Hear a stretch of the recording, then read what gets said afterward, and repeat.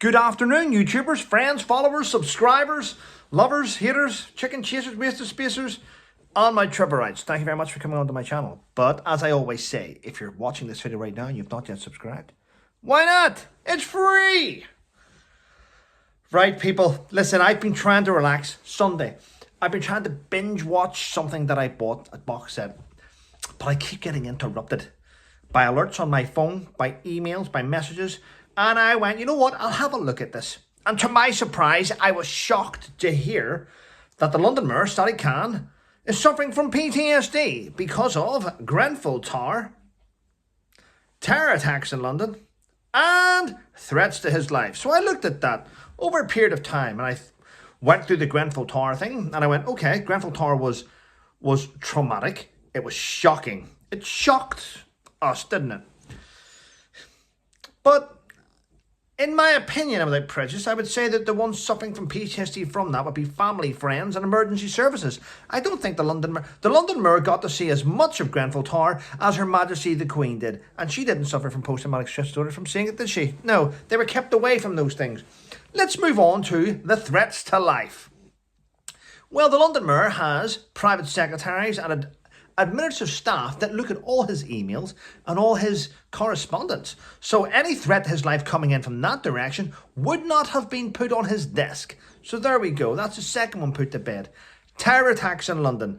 I honestly don't believe that the London Mayor should ever say he's got PTSD from terror attacks in London when he was the consultant and defendant and actually stood and backed those that conspired 9/11. Exactly. So I think that him to come out and say he's got PTSD, I think, in my own opinion, it's been put out there for its own reasons, and I'm a little bit shameful that he's using it. But he is on all the talk shows now, isn't he? He's back in all the talk shows, and when he's on the talk shows talking about his PTSD, he's giving himself a little bit of a plug because he wants to go again to try and get re-elected for London Mayor. I suffer all this on behalf of all the Londoners.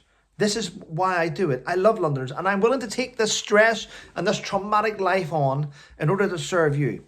What he doesn't mention is that under his watch, knife crime has risen 52%, robbery has risen 59%, burglary is up just under 20%, rape is up, sexual misconduct's up, thieves up, burglary, everything. Crime in London is thriving under 𝐏𝐓𝐃.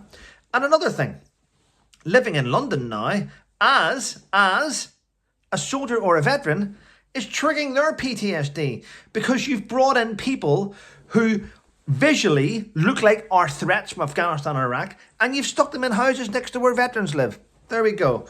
Do you know who's suffering from PTSD? The family of Lee Rigby, who had his head cut off in Woolwich. That's who's suffering. It's coming up to his 10 years anniversary. Do you know who else suffers PTSD? All those families that are living under threat of violence from husbands or partners or wives in that home, and the emergency services can't get to them quick enough because under the ULEZ, ultra low emission zone, 𝐏𝐓𝐃 had a lot of streets blocked off that emergency services can't get down. Can you imagine the PTSD now going through London under his watch? It's quite sad. The fact that you've mentioned you've got PTSD now from doing your job must be a massive tick in the box to have you removed as London Mayor.